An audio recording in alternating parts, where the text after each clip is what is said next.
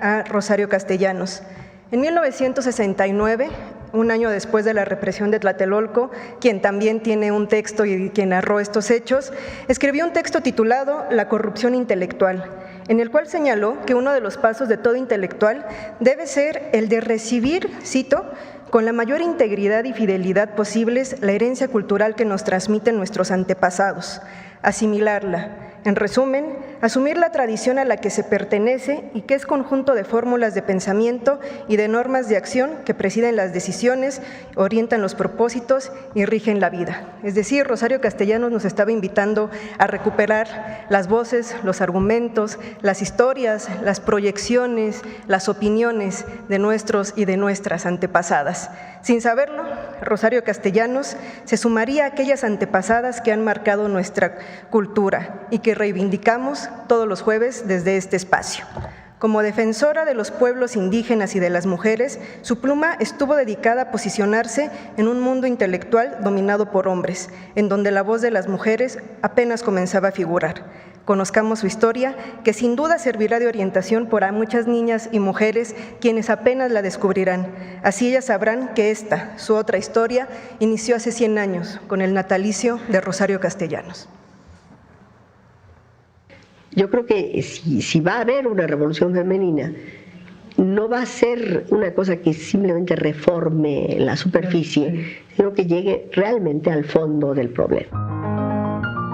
Rosario Castellanos fue una destacada escritora, poetisa, ensayista, dramaturga, periodista, profesora universitaria y diplomática mexicana.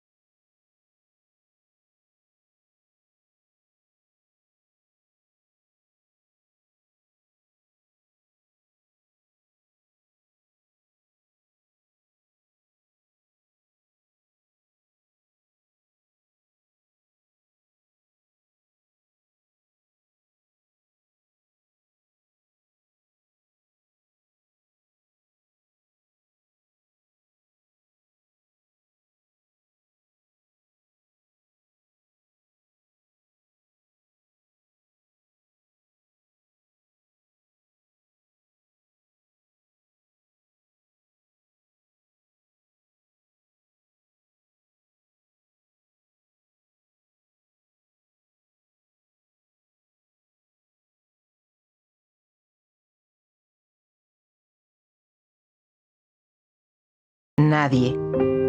Al día siguiente, nadie. La plaza amaneció barrida. Los periódicos dieron como noticia principal el estado del tiempo.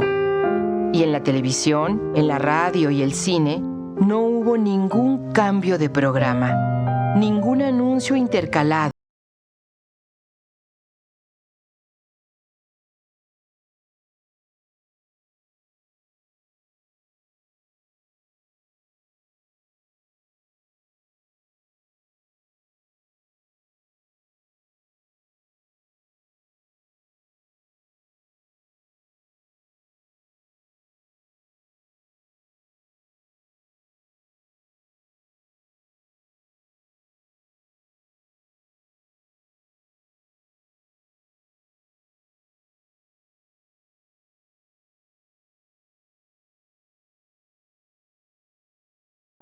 Y del hogar. Siempre he sido muy consciente de la forma de vida que es necesario adoptar para poder conciliar la feminidad por una parte, porque no creo que sea un bien renunciable, y la actividad intelectual o la carrera por la otra, y hacer de eso un ser no desgarrado, que es como casi siempre han sido las mujeres que tienen una profesión, sino un ser en la plenitud del cumplimiento de sus posibilidades.